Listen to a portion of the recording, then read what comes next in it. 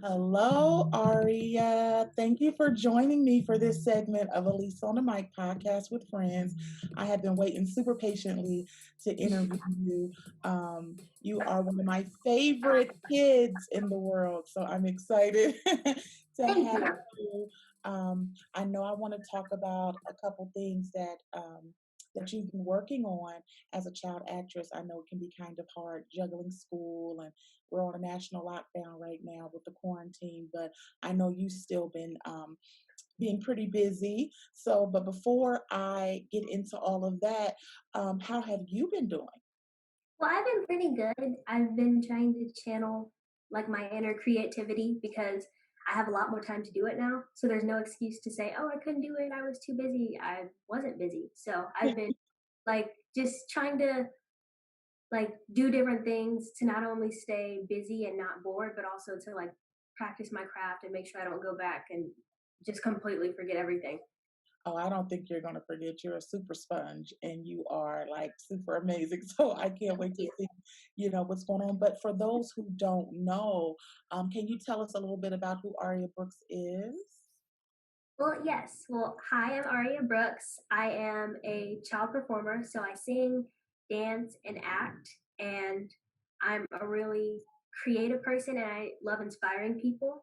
I've been acting since I was 6 years old, and I've been dancing since I came out of the womb. But dancing, like I've been like taking classes and doing it a little bit more professionally and regularly when I was 3. Okay, so you've been doing this is what you were like born to do then. Yeah, this is like Yes. this is your thing. So who influences you? Well, my mom and dad, my parents, they definitely influenced me a lot because not only do they motivate me to keep going because they've like always been by my side for since I was born, but also I look up to a lot of black actors and actresses and dancers like Zendaya and Marse Martin. I look up to her a lot. Sky Jackson, and I feel like I kind of relate to them a lot, and I feel like I started in a similar place that they did around their same age, and we have our characters that we play have similar characteristics. So I feel like, oh, they're doing it, they're living their lives, they're really big Mhm. performers. So I feel like I can do that too, and so they are definitely my biggest inspirations right now. Do you like we know that you dance, we know that you sing, and we know of course you're most known for your acting. You starred alongside of Cynthia Erivo in Harriet. You are a cast member of the reboot of All That. You've been on the Dolly Parton Heart Strings series on Netflix. So you've pretty much had an array of experiences. You've done TV, you've done series, and you've done film. Which one do you like the most? Is there one that you favor? Um, I that's hard because they all have good things about them. I feel like with movies, it's you're there for maybe like a couple months and at the most like a year, and then it's over. So although that is sad because you've been working hard on it, but I feel like TV shows, it hurts to leave them or even finish them if you're watching them as well. But I think it hurts to leave TV shows a lot more because it's like you've been at it for a really long time most of the time. So it's like, oh, to leave this thing that I'm used to now. I think that would be hard. I think they both have really good things about them, and all that is my first real share of like series regular TV. That and Saved in the City. So Oh, I would that's such a great plug for my show, Saving the City, darling. no problem anytime. But that's really hard to pick. I can't. I can't pick So then, do you like drama more than comedy, or do you like them both? between harder. I think I've done more dramedy. I mean, drama. Wow. Okay, I've done way more drama because I'm more trained in that, and I've taken more classes for drama. But I think comedy is just like a regular thing for me. I'm always joking around. I'm always cracking jokes and watching comedy movies and TV. So I think I can't pick between that either. That's hard. Well, But well, I think it's crazy because you said you're most trained in drama, but when I watch you weekly on all that, I'm like, well, comedy comes pretty natural to you too, doll, because it's pretty funny. The characters that you play are super funny. So I think you're pretty good at that as well. Yeah, I feel like I'm not the most training I've gotten for comedy before all that was like improv, and that's not even specifically comedy because the improv I Right. did, a lot of it was more on the drama side. So improv is like the closest thing to comedy that I ever trained in, and it's just me staying up late watching Nickelodeon and watching the things that they do. That's kind of where I got my The comedy. training. Well, I know So when I can only speak for myself because you plugged me earlier, so we're going to touch on that for a second. When I first got your audition, um, when you auditioned for Saving the City, which is my award-winning series on YouTube. Okay, go figure. But when you auditioned, we had to change who we were initially looking for as your parents because you were so awesome. So we knew then, like, oh, this little girl is kind of special here. So when we found out that you were going from Atlanta to Los Angeles to film all that, we were like, say what? You know what I mean? Our baby's going. So I know we had a tremendous outpouring of excitement. How did you feel booking that role? Because that was pretty major. yeah, that was a really big deal for me. And I feel like I say this a lot, and I don't think I can stress it enough. It was like specific, if we're talking specifically on camera, I worked for like 3 years to get to that point. And Mhm. that was, I was kind of, I'm getting out of the habit of doing it, but a lot of times I kind of set these big goals for myself, but then I shorten them because I'm like, oh, that's a little too big. Maybe let's bring it down a little bit. So I was with this small goal, like, oh, let's get like a guest star role on a Nickelodeon show. And God was like, nope, here, you're series regular. So that was, I cried, of course. So it was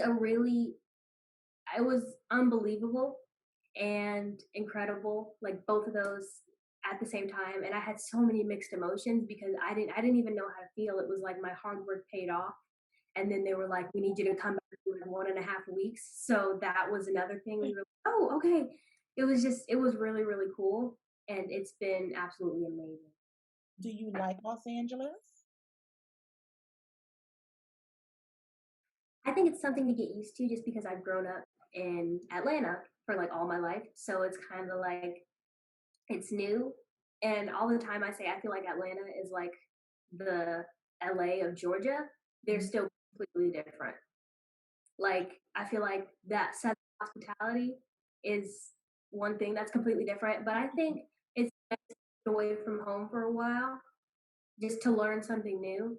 And although I was going back from the studio to our apartment, studio apartment, like back and forth, I got to learn a lot about Los Angeles and learn a lot of things that I didn't know before. So I still think it was really, really cool. But Atlanta will forever be my favorite.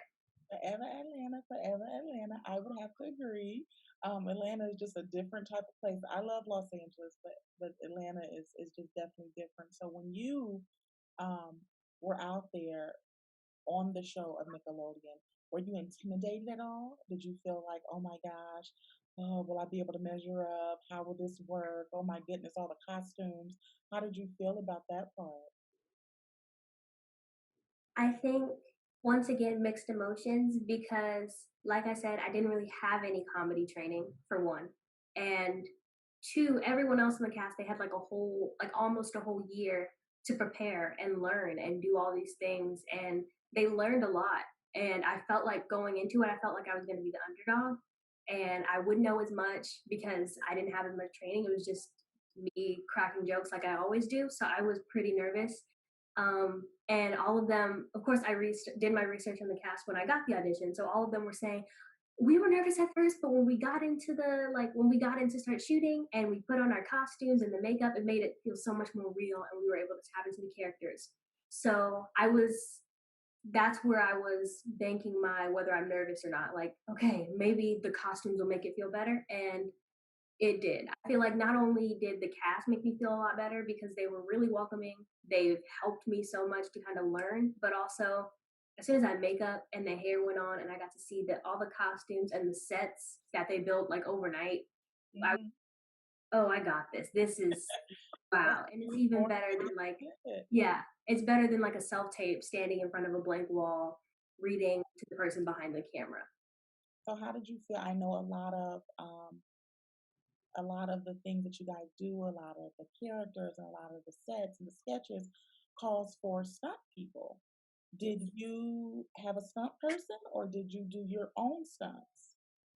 Well, there are some sketches where like there was my probably one of the first sketches I did early on. There was a back handspring and a dance that I had to do. I did the whole dance minus the handspring, and I had a stunt double come in for that. Then there was like one other sketch where I had like to bump into a wall and run everywhere because a rabbit ate my face. Which how many people can say that? But that I had to get a stunt double. But all of the like, if you see me do dances and do like splits and stuff like that, I do that kind of stuff because I was a classically trained dancer for like most of my life. So that that that's where a lot of that came from. And then I did gymnastics for 4 years. So those splits and everything, which I'm trying to keep up with now, especially because while we're in the quarantine, I can't lose that. I got to go back with my stuff again. But so like all the splits, and I even, if you remember, there was a sketch. If you've seen it, it's like an Incredible Lucy sketch where I was a yoga teacher, Mhm. like a split, but instead of my legs going like this, my legs had to go like that, and Oh, I ended up doing that. But then there was another one where I had to put my legs behind my head, and I couldn't put both of them behind my legs. So they said, just put one up there for now, because that's all I could do. So you could hear everyone like clenching, like, "Ooh, how did she do that?" So that kind of stuff, like for the extravagant stuff, I kind of do the bare minimum, and then they bring in like fake legs or a stunt double or something. But I do most of my like flexibility stunts. you're on your own. So did you I know you had to separate going to Los Angeles. You had to separate from your family. Was that hard? Did you feel like you had to grow up pretty quickly or kind of suck up your emotions? How was that being separated? I mean, being separated from my family, I was never really separated from them for that long, and I miss them a lot. Even though me and my sisters are always arguing or fighting about something, to know that they're not in the next room making noise, being loud, that wasn't the best feeling. I did have to suck up my emotions and grow up really, really fast because I was working a full time job. Hmm. Like I have to work hard, and I also have to do school in the midst of all of that. And then like behind the scenes, I still have to like doing school outside of like all that, Hmm. and just manage trying to keep in touch with my family and like reading books, like being a kid, that kind of stuff as well. So it was a lot, and I did have to grow up pretty fast. And I think sometimes I have to realize that I'm not an adult. So right now I have to take time for myself as well as being good at my job. So it was a lot to handle at first. And I think that first season was like trial and error. Okay, this is what works for me. This is what doesn't. I need to read my script at this time every day. So I learned, and I feel like when the quarantine is over, I feel like I can go back and I'll be a lot better because I know what's expected of me now. So do you think that well, we know that you've done a lot of episodes for all that. You've done a lot of sketches, and they are, like I said, they are super funny. And you've met some amazing friends. I've watched you on your live Ask Aria. You were able to interview one of the originating all that cast members. And how has it been um, kind of working, not in their shadows, but kind of working in their baby and kind of keeping that legacy alive? Do you feel like it's nerve wracking sometimes being on set with the original cast members, or how do you feel about being around them? I think it can be nerve wracking at times. There was a sketch where my first sketch with Kel was really nerve wracking, actually, because I had to not only like be in a sketch and be able to live up to his energy, which is like so big. He's definitely like a really big actor and comedian, and it's great. It's hilarious. And so that was kind of nerve wracking. I was like, oh my gosh, I'm in a sketch with Kel. This is exciting, and I'm nervous all at the same time. And then I had to like wrestle him, so that didn't really make it much better because I'm not a fighter at all. So that was, but it went really well actually. I was really excited. It was a lot of fun, and there were a lot of extras in that scene as well, so that was cool to meet them. Anyways, so like a lot of the OG cast members have come and we've gotten to interact with them, and a lot of them have given us like a lot of advice because of course they were in our shoes at one point and they know. So Hmm. know what it's like for me also to be the new kid on the block, they know what it's like to be so young in this business. So I think they've helped us a lot in this process, and they've become like our aunts and uncles in this. So it's really great. Yeah. So, shifting gears from Nickelodeon, we're going to backtrack to your first major film, which was Harriet with Cynthia Erivo. Yes. Um, how was it working with somebody who is definitely award winning? She's highly acclaimed and highly esteemed. Was she down to earth? How was it being in her presence and being in the presence of other giants like her on that set? Well, working with her, well, all of them was so great, and there were a lot of musicians on the set as well, so that was really cool. And to be able to see them and see what they were doing behind the scenes, how they were preparing. So I definitely picked up on a lot of the things they were doing behind the scenes, which was really cool. They were all super duper nice. Getting to know them, they were all so sweet, and like I feel like being able to meet someone saying, "Oh, I met this person," but also being able to get to know them, I think that's a really big thing. So getting to know them and having conversations with them was all really, really cool. And working alongside them, not only, like I said, did I learn a lot about how I can prep my script or whatever, but I saw their work ethic and what they did, how focused they were, but also they were still really, really nice and welcoming and open. So I think it was really cool getting to work with all of them and to learn about Harriet Tubman as well. And I think it's something to be said as well because we had the opportunity to go to a private screening with Cynthia. And we definitely knew then in meeting her and having a conversation about you, which was our common denominator, um, you made a huge impact on her as well.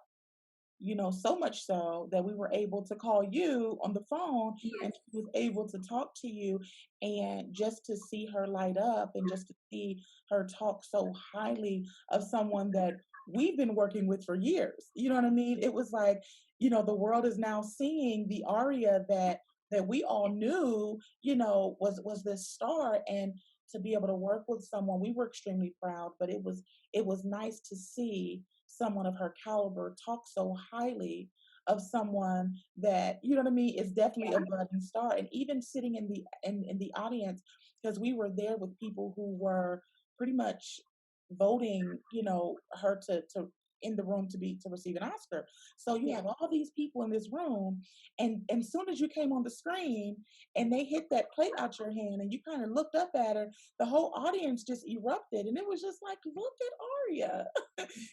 So it has to be an amazing feeling. And I know mom, dad, I know family is proud. I know you have to be proud of yourself as well, but you're not just an actress. So music, I don't know if it's your first love, but you're highly talented in that as well. I know you have two singles. One is Time Off, and then the other one is um Truly. Truly Me, which is my favorite. Like I rock that, like, I just want to throw my hair down and fling it a little bit, that I love that song. And many don't know you wrote those lyrics and kind of arranged that. How did you sit your little self down and write a whole song? How was that process? How was that process for you? um, so actually both of them, I wrote them like probably like a year before I actually thought of releasing them, before I even thought about that. and I wrote them just for fun. And they were it wasn't like I wasn't really taking releasing music as seriously as I wanted to. And I was just writing them for fun. And then I remember I wrote Time Off first and released it second actually. So I went and showed it to my mom and dad and they were like, "You wrote that?" I was like, "Yeah." And so Right. they were in shock, and I'm always nitpicking my work like, "Oh, I didn't really like this part." My parents are like, "Why?" And so I always find something wrong with it, which I want to try and get out of, but I think we're our own, worst critics. yes. We are very much so, and it's like Erica Badu when she said, "Hey, I'm an artist. I'm sensitive about my stuff." You know what I mean? It's we want to try to find the flaw so nobody else can find it, so that when we Yeah. release it, it's immaculate and it's perfect. But you're Right. only, I mean, you're what? You wrote that song when you were 11, 10? I, well, yeah, I think when I was like 11, You were so young. You know what I mean? Not saying that you're older now, because what we're 12, 13. 13, 13. Oh, teenage. Oh, joy. But so if you had to choose what you like better, do you like music? Do you like, is it equal? I I feel like I've been focusing on music longer because like with musical theater, I was like with the musical theater I did, I was more so like ensemble, which nothing wrong with that because I got to get like my musical experience. So it was more so music than acting, but I like acting equally because I feel like I feel like all of them have opened doors for the other. So acting has opened up doors for my music, so more people are hearing it. But my singing can open doors for me later on. You know what I mean? So like it can open so many doors. I can't pick between the two. Oh no, you're fine. But I just, most people have one that they crutch a little bit more than the other. But either way, you're absolutely perfect in both. So that's a blessing. Um, Well, actually, I can say that singing and dancing are number one for me, and I mean singing and acting are number one for me, and then dancing comes right up next. Even though I really love and enjoy dancing, acting and singing are more like a oh I'm gonna do this professionally. Dancing is like a oh it's fun. You want me to dance in the sketch? Okay, I can do that. You know. and you So can dance because I definitely follow your TikTok videos, and I'm like, in my mind, I'm like, I'm gonna do Arya's challenge, right? And I'm gonna get myself together, and I'm like, yes, Arya has this challenge. I'm gonna do it. This is my first TikTok video. Yeah, if you could see that footage, I don't know what I was doing. I don't know what I was doing. And so I think it's my age showing. I can't quite move and pop. And mom does it with you. So I'm like, gee, Arya's keeping her young because she's keeping up with you. You guys do a really good job with the I try TikTok. to keep up with her. Oh, is that what it is? You try to keep up with her. But I also saw that you did a parody. And not only did you write the lyrics to the parody, you shot a video for it. And to my understanding, you did all of that on your own. Yes. So Amazing. I would thank you. I was cleaning the kitchen and I had my playlist going and then it starts playing. And then I don't know, I just heard something in my head for the chorus. I was like, what if I did a parody here? And then I could talk about how the quarantine sucks and all this stuff. And it just my gears started turning. And so I went to write it down and then I remembered I had to clean the kitchen. But then I just started writing down everything and I wrote and recorded it and like I wrote and recorded it in like a few hours, and then I once again finding the flaws. And my parents were like, "This is really good," and they didn't realize that I kept the melody the same, Uh-huh. so that it was considered a parody. So then I was like, the very next day, my mom was like, "You gotta shoot the video for it." I was like, "I'll wait tomorrow." And she's like, "You're shooting the video today." I shot the video, and then I channeled my inner you, and I edited it and edited. I don't know. And matching the music was a lot harder, but that eventually it came together. And that was really cool because I say that I want to be a filmmaker, but I never actually put it in action and started editing things and creating little short films. So that was really cool to actually do that and put it together and then see my hard work, like the finished. product of it all. So that was really, really cool. And then I got to do it with my friends at the Mhm. so that was really cool because I got to talk to them. So that was fun too. It's amazing because when I see you do things like when, you send me your scripts and I'm looking at her and I'm just like, oh, my heart is melting because it's like I tell your mom all the time, and you just said you channel your inner me. You know what I mean? And Yeah. I am very proud that you Thank look at me and esteem me, so highly. That is, it's humbling. It makes my heart melt and squirm, and I get all mushy because I definitely see me in you and a lot of the things that you. you're doing. So I'm extremely proud of the fact that you're writing scripts and you're not just utilizing your talent in front of the screen. Yeah. You I are putting things want in to do things on my own too. Yeah. there, and it's really good. So where do you get your inspiration for your film? Like where do you find, your material? Well, for my scripts, normally a lot of times, kind of similar to my songs. When I write songs, I write them from my heart. So whatever if I'm going through something at the time, or if I see someone else going through something at the time, I write it down and turn it into a song. And then scripts, um, when you introduced me to Final Draft, I don't think I've ever put it down. So like I just start writing my feelings, but sometimes songs aren't enough. I want to express it in a bigger way and I want people to actually see it. So I just write that stuff down and write things that people are actually going through, like real life stuff, and even if I put it in like a fantasy way or like an entertaining way, I want to write stuff that's real and that's raw and has like a theme behind it because that's kind of why I do everything that I do to inspire people and to spread a message.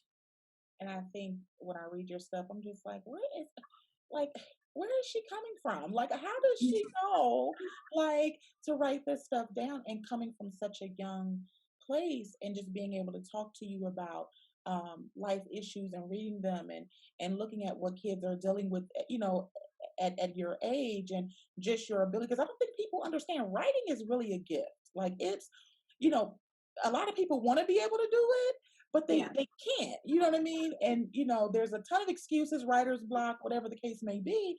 But like myself, you pump them out. Like you know how to sit there and write it to completion, and that is such an amazing thing. I guess I know you want to inspire and encourage and motivate others coming behind you and other people in general. What would you tell someone who's your age and wants to be an actress or a singer, or what advice could you give them? My probably my biggest advice would probably be being authentic, but also being or taking risks. So being authentic and being yourself and being your real self, but still not being afraid to take risks, whatever that may be, whether that's like in a script for an audition. Let's say you have an audition and the script is like a page long and you don't really have a whole lot of time to show, oh, I'm this amazing actor. You don't have this crime scene, all this other stuff. Be unique. Don't make the choices that you think everyone else is going to make because casting directors go through so many auditions. They go through like so many auditions, hundreds, thousands even. So if your audition looks like everyone else's, it's I mean, like they're not gonna waste their time. And Right. as harsh as that may sound, that's the business. So you have to be unique and be yourself and make it come from you. And don't do like, oh, my character's Chloe. I think Chloe would do this. No, what would you do? And apply that to Chloe's circumstances. So I think it's being authentic. Oh, that's the biggest thing I can say. Would you tell them that resiliency and having to stick to it is the thing? Because I mean, I know a lot of people would probably look at you and say, "Oh, like this happened for her really quickly. Like she got Nickelodeon, she's in a movie, she's on Netflix, she's doing these things, and it just happened." What would you say to that? I would say if you're not willing to stick with it and stay true to it and remember that this is your passion and you're in it because you love it, it's probably not the right way to go. Once again, that may sound harsh, but it's like there is so many other kids who want it badly, and there's so many people who want to be in a certain place. And for the longest time, I was like, oh, I want to be on Nickelodeon. All these kids are booking stuff. How am I not booking anything? And I thought I was just, maybe I'm a bad actor. I don't know. But I'm still here and I'm still doing it because I realized that I'm not in it to book a job. I'm not in it to get all this money, have these millions of followers. No, I'm in it to not only inspire people, but to do what I love to do. So I think sticking with it is super, super duper important because this did not all come for me super fast, but at the same time, it didn't take me a really long time. So what happens to me is probably not going to happen to you. And you just have to be willing to be patient. And although the audition process, sometimes it can get frustrating, if you love the audition process, acting is the way to go because you go on like hundreds of auditions before you get like a yes. So it's definitely, you have to be able to realize that this is your passion and stick with it. So how do you handle the rejection of it? How do you handle um because it can play with your self-esteem. It can play with, like you said, am I good enough? Am I the right look? Am I the right, height? Am I the right whatever they're looking for? How do you deal with receiving that no or just not getting that call back? I think the first couple no's were hard because I was new to it. So it was like I was still learning. But I think getting used to it is one thing. So it'll happen and you have to accept it and move on.